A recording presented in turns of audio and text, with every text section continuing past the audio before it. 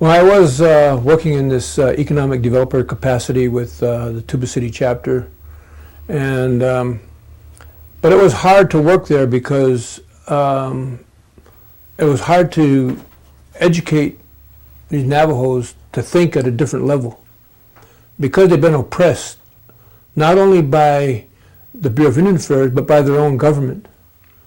The Navajo Nation government, like a lot of Indian governments, they cater to non-Indians and not to their own people. That's right.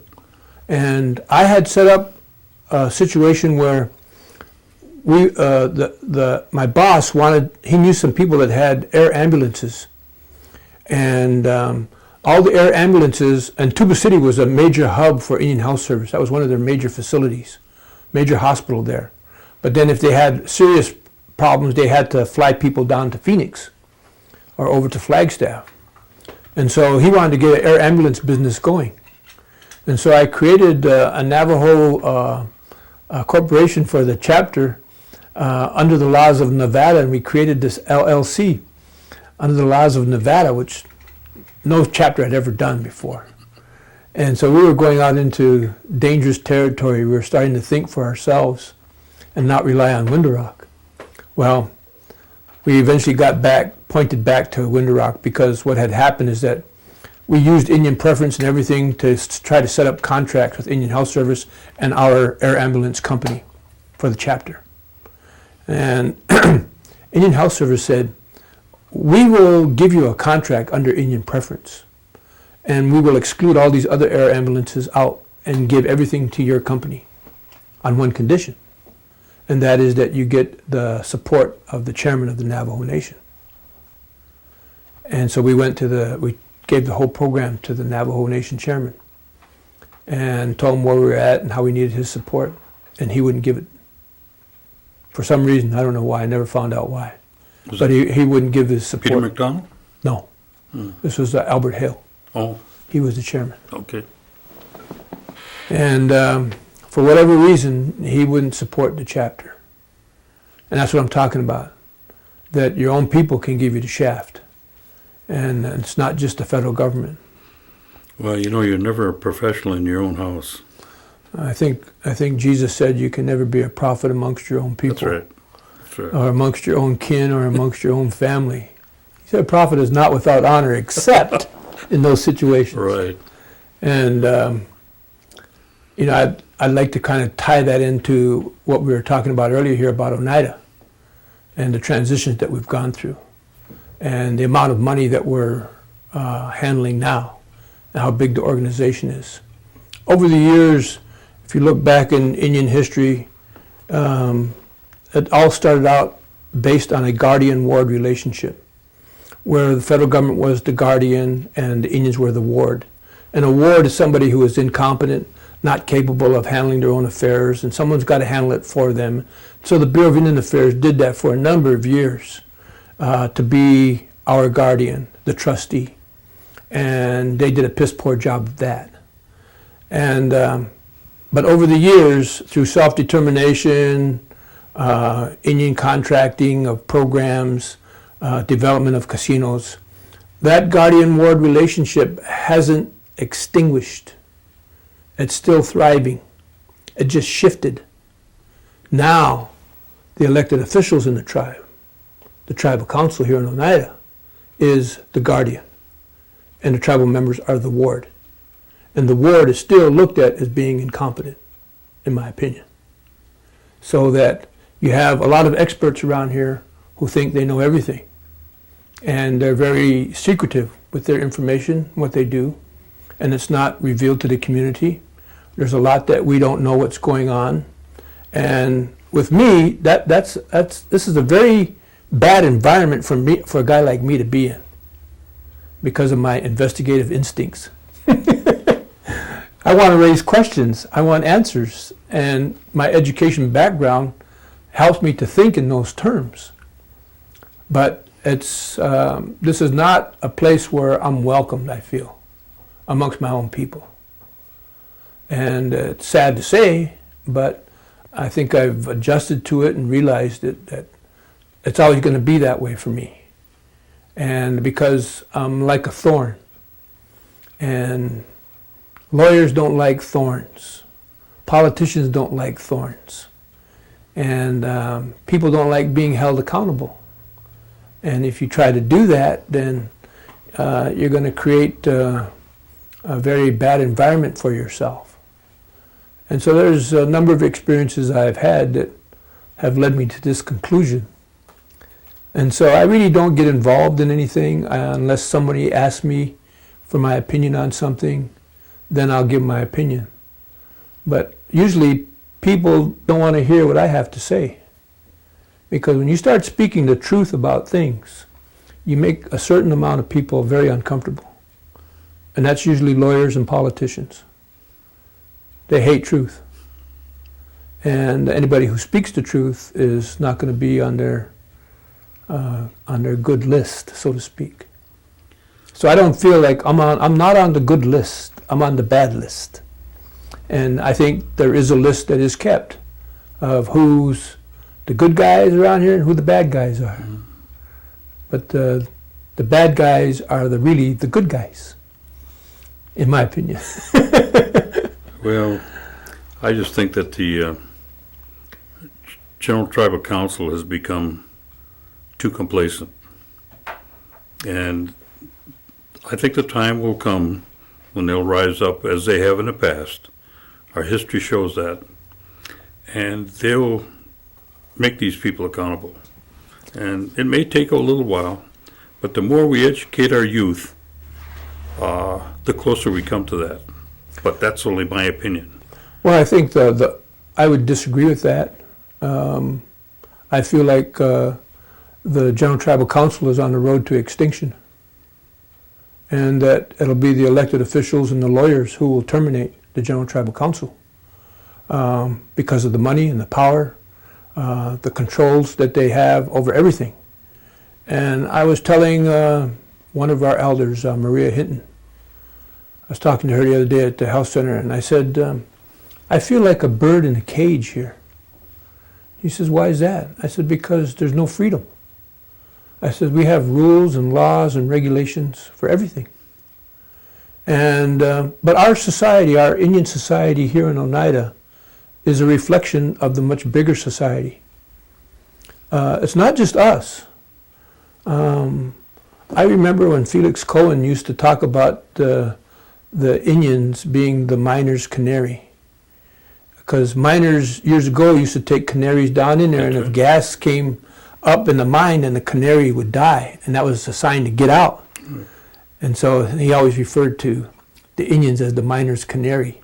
We're a microcosm. And so that what you see happening to us is much bigger, so that there is no freedom left in the United States. And when I hear all this stuff about honor the veterans, honor the troops, we got to protect ourselves from terrorism.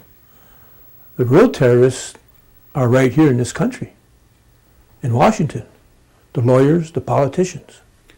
And to me, they've taken away so many freedoms. It's like right now, if you don't wear a seatbelt, you're going to get fined. And you could go to jail if you don't pay the fine. I assume they'd put you in jail until you satisfied the fine for not wearing a seatbelt. They don't give you a choice anymore. And it seemed like freedom of choice is almost non-existent now. And the demands placed on us by rules and regulations keeps increasing and increasing. Like the Indians. You know, we've been going through that all of our lives, having to deal with, if it's not the Bureau of Indian Affairs and their bureaucracy, now it's the tribal bureaucracy that we have to deal with. And I just had an experience yesterday where some people were trying to get a copy of their birth certificate from the enrollment office so they could go get a marriage license, because you have to show the original. And the people in the enrollment office didn't want to give it. And so these people came to me and wanted to see what I could find out about it. And so I called the enrollment office and said, why can't you give them their birth certificate? He says, well, because people don't give them back. We give them out in the future and they don't give them back. And the state of Wisconsin has been upset with us because of that practice. And our lawyers tell us that now we can't give out the licenses. I mean, the birth certificates. And I said, well, who in the hell is the state to tell us what to do? I said, I thought we were sovereign, but yet you guys want to bend over backwards for the state and the local governments. And then the other day I went and talked with the people in the housing authority or land office, wanting to know how much money we had for land. And we have $9 million for land, but only $7 million for actual purchases. And 1.4 million of that goes to pay property taxes on our lands that were stolen from us. But yet nobody in our community and nobody on that council has the balls to stand up to the counties, to the local governments, the townships, and say, screw your taxes, we ain't paying no taxes. This is our land. I don't care what you say. I don't care what the Supreme Court says. This is our land, we're going to stand up for it. You want to take us on? Take us on. But nobody wants to do that because of this phony good neighbor policy we have. We want to be the nice guy. Well, I still think it's complacency. Yeah, it is. They're satisfied. You know, I got my 3 squares. I got a good thermostat that works real well, and they're just too satisfied as far as I'm concerned. But I still feel, and that's where I would, hope you're wrong, is that the complacement of the General Tribal Council is going to be there. And, I feel personally that as long as I have a voice, I would pursue that situation in terms of the voice of a General Tribal Council.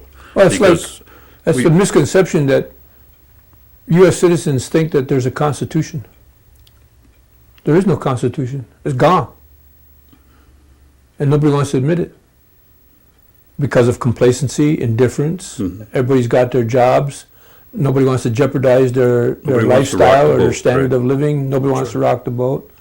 But there is no Constitution. And I would say the same for us. We have a Constitution that was formed in 1934, our Constitution and bylaws. It's gone. Right now, you're under our system. You are guilty until proven innocent. And that's how it is on the outside. You're guilty until you're proven innocent. I know of people in our community, tribal members, who are under those kind of circumstances. They lose their jobs, they're on the verge of losing their homes, they have no money, no benefits, nothing that they can tap into because of proceedings that they're involved in. But yet, there's been no final determination, and the whole idea of being innocent till proven guilty is a sham. It's gone. Well, John, it's just like the land claim. If you stretch it out long enough, pretty soon that's gone. There's nothing there. And you're speaking of the same thing, and it's a policy. It's a policy of just moving it so we reach a point where nobody can remember. Nobody can remember where the starting point was. And that's why it's important, I feel, of what you're doing and with the 500 other people that are involved in what you're doing. To keep these kind of things, to keep this in front of everybody, in front of our youth. So they do have something. Who's the 500 other people? The 500 other elders. Okay. The other thing that I would say too is that about the only thing I feel like I've done worthwhile in this community is the establishment of the scholarship fund. I had people coming to me a few years ago where their children were having to take out loans. My kids were having to take out loans to go to school. And then they would use the parents' income. They follow the income guidelines of the federal government to screw our kids out of loans. And said they would have to go to a bank and get a loan to go to school. And I said that's ridiculous, that our kids have to do that with the amount of money we have here in this community. And so I organized people. I drafted up the resolutions. I got the petitions signed. I had to do that twice. The first petition, they told me wasn't any good because I didn't do it right. So then I went out and I said, well, I'll do it over again. So I went and got 50 more signatures. And we finally got the General Tribal Council meeting, and I told the people that wanted to do something about this, I says, you need to get your relatives out to the General Tribal Council and get them to vote, and you need to educate them on what we're doing. As you go out and find 5 or 10 of your relatives and tell them what we're doing, and then report back and let us know, your progress. And so the time came for us to have a meeting, and so we got it set up so that a student could get up to $20,000 to go to school in the form of a grant that you don't have to pay back, regardless of your parents' income. And I don't think there's another tribe in the country that has that kind of scholarship program. We have the best, in my opinion, the best scholarship program. If nobody tampers with it and nobody screws it up, we have the best. Because nowhere in this country can you go get a $20,000 scholarship to go to school. With no strings attached. With no strings attached. All you have to do is maintain a C average. And that's be a not that tribal hard. member. Yeah. And be a tribal member. The And only thing I think was wrong with that resolution, it should have been 40. Oh yeah, because the cost keeps going up. Yeah. Hardened gentlemen. You've been working in all these things. What have you been doing lately? What are you doing Well, now? since 1998, I've been driving truck. I became a semi-truck driver, got my CDL. Kind of had to do that to maintain my sanity and get away from all this tribal stuff. I just got frustrated with the tribe. You have to back away. Yeah, get away from it. And so I wanted to do something that I've always wanted to do. And my brother-in-law helped me get into the trucking business because he's a trucker, or was. He's retired now. And so I've been working for Schneider Trucking Company, which is the largest trucking company in North America. And they have about 15,000 drivers. And so I've been the #1 driver over there. And but I haven't been able to drive lately because of my heart condition, having open heart surgery, and you got to pass a number of tests in order to get re-licensed to be able to go back and drive again. And if you don't pass these tests, then it's over. Yeah. And so that's where I'm at. I'm almost at the point where it's over. I'm not quite there yet. So you've And been I'm trying to laying- move into some laying other, low right now. Huh? trying to move into some management thing in Schneider rather than driving. Oh, that's good. So I'm waiting to see what's going to happen with that. But I've enjoyed it. Trucking is a thing where you're by yourself most of the time. As long as you're delivering on time, people are happy with your performance. And as long as you don't run over anybody and don't get in any accidents. I've never had an accident. Have a couple speeding tickets. But so I've always tried to be a pretty safe driver out there. And it's getting harder and harder to stay safe because of the way people drive. And that has its pressures on it. It's kind of a stressful job. You don't get a chance to exercise very much, which is something I need now. You don't eat right. You're always eating at these greasy truck stops, And so it's hard to maintain any type of decent lifestyle. And so that's another reason why I'm looking at either retiring or finding something else different where I can work around my schedule of what I need to be doing to get healthier. So that's what I've been doing lately. What kind of advice do you give the youth? Not very Coming much in. because usually they don't ask me, so I don't give very much advice to them. I try to tell anybody that does ask me, I tell them I would go to school right now if I were you, because you don't know how much longer this money is going to be around for these scholarships. And I says you'll never find another program like it. So you need to take advantage of it to the max. And while it's there, I try to tell them to be concerned more about themselves.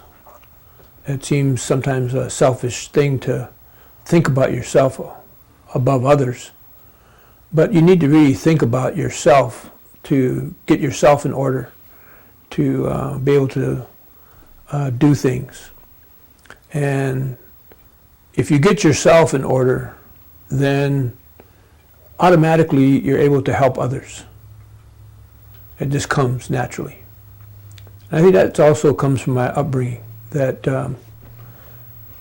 I tell young people who do ask me on occasion that you need to think of others before yourself. Once you get past yourself and got that together, then start thinking of others before yourself. And look at carrying one another's burdens, helping each other out. And that way you're able to be a positive influence around all those that are near to you. It doesn't mean they have to believe the same way you do, and that's everybody's area, and they can do whatever they want in that area. But if there are people who need help, then try to help them.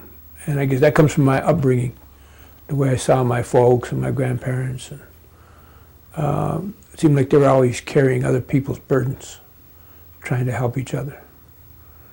So that's what I try to tell them in a nutshell. And you don't have to go to church to be a Christian. It's all in your heart. That's where it is. That's where it's at. And if you do what's in your heart, then you're doing the right thing. So you don't need a building.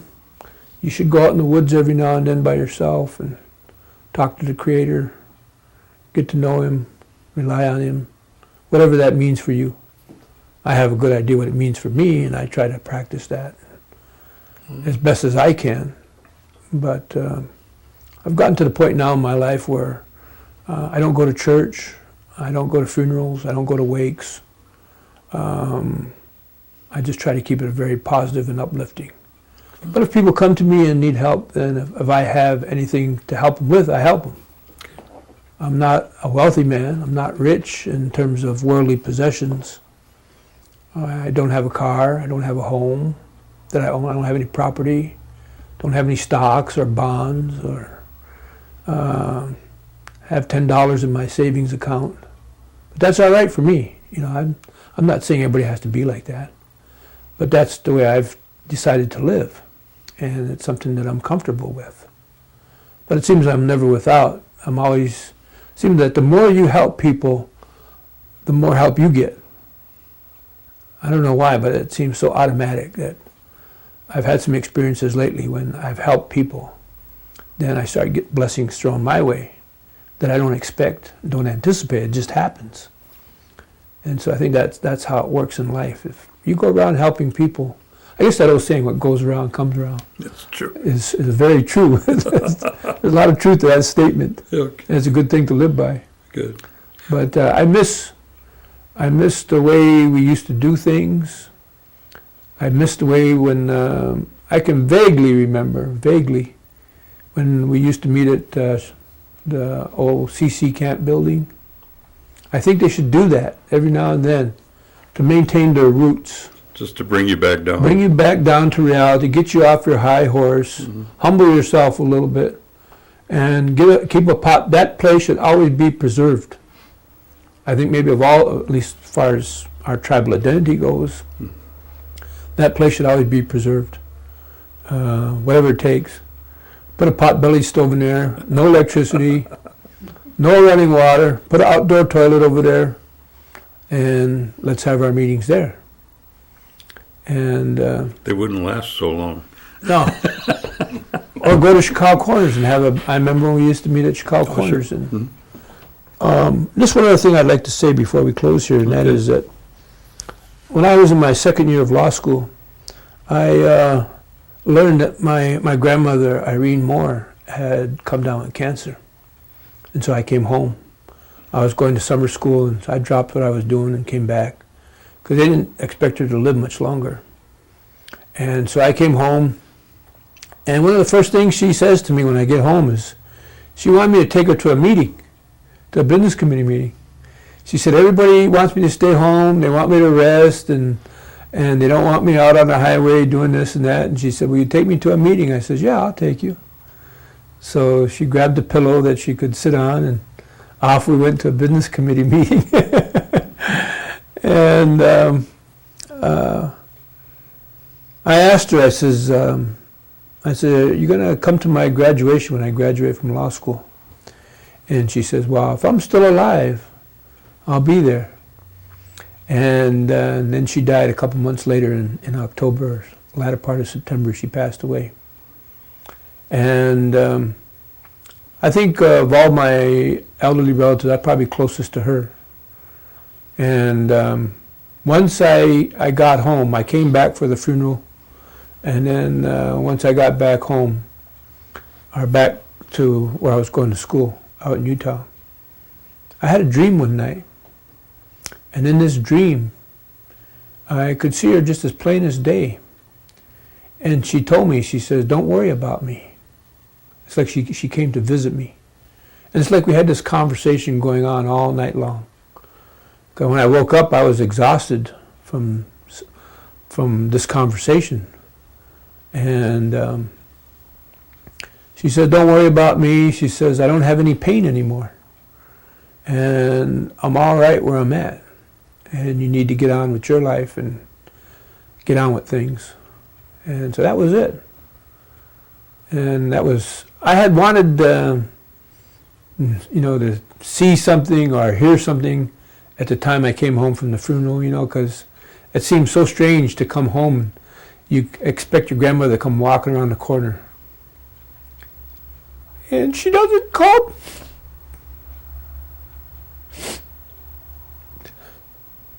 Oh, she's in a good place now, John. And I felt that same way about my dad. And I've had some real good dreams about him. And when I was having my open heart surgery, when I woke up, I didn't realize how bad it was, or how bad off I was at that time. I had tubes and everything running all over me. But after everybody left and I had my first night of rest, I could hear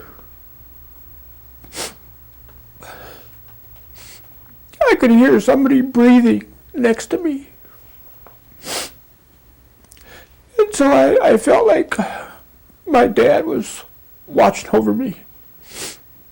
And it's happened to me a couple times since, where I even have to look off to my side, and there's nobody there. I know what you mean. But I can hear him breathing sometimes.